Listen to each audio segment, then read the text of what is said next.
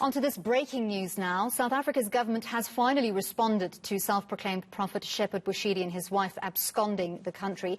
In a statement, the government says its all government departments will be working to bring the fugitives to book. Let's get the latest. ENCA reporter Tsehoacho Moahi has been monitoring this, and she's with us now to unpack the latest developments. Tseho, give us the gist of what the statement from the South African government is saying their plan is in terms of dealing with this.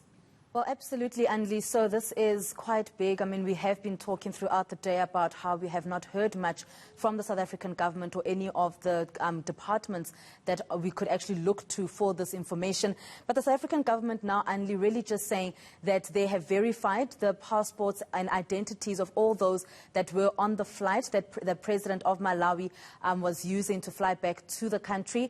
And they say that the Bushiris were definitely not on that particular flight. And they are now saying that they will start that process of extraditing the couple back to South Africa. So just to give a bit of an understanding as to what they are also saying, they are saying that they will ensure that the two fugitives face justice, and South Africa has initiated a process to secure their extradition from Malawi in terms of the SADC protocol on extradition. Of course, we do know this. We do know that South Africa and Malawi have signed that protocol, the SADC protocol on extradition, and they say that other legal instruments will also be used to which Malawi is a signatory. So while the process is underway, law enforcement agencies will continue their investigations into this matter, and currently the big thing would be to find out then if they were not on that plane, how did they actually leave South Africa and get into Malawi? Tseho, I find it interesting. I'm looking at that press release issued by the government, and there's 7 paragraphs in total, of which 5 are dedicated to the details around that flight belonging to the president, Lazarus Chakwera of Malawi. And I'm wondering, why is only 1 and a very small paragraph dedicated to exactly what our government is going to do? Is there some kind of diplomatic toing and froing going on here that might have played into why our government has taken, well, it's only been 24 hours, but that might seem quite long given the circumstances and the seriousness of this crime? Well, I think they are also just trying to, we must just remember that the president of Malawi was here on a working visit to the president of South Africa and into South Africa. And of course, they are then trying to build relations with Malawi.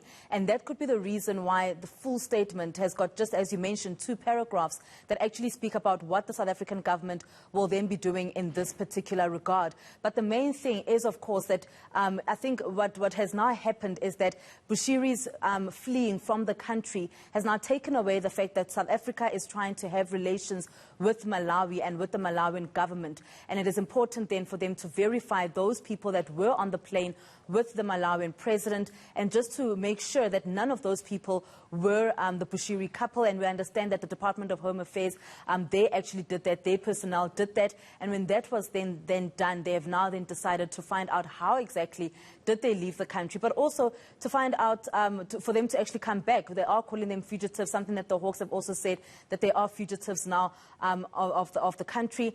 And for them now, the big thing is that they have to return in order for them to face trial. You would remember, Andy, that they have now broken their bail conditions by escaping and by leaving the borders of South Africa. So they now are fugitives, and the big thing that the South African government now needs to focus on really is how they're going to work together with all the different departments, the Department of Police, the Justice Department, and all the other Home Affairs Department, to find out how they're going to bring them back, and also understand which border did they use to get out of South Africa and get back into Malawi. You were speaking to a Malawian journalist earlier there, and one of the important points that Malawians are discussing at the moment is the porous nature of South Africa's borders, given that the Bushiris were able to flee a country without any kind of personal documentation, cross our borders into Malawi, given the fact that they are also under very strict bail conditions.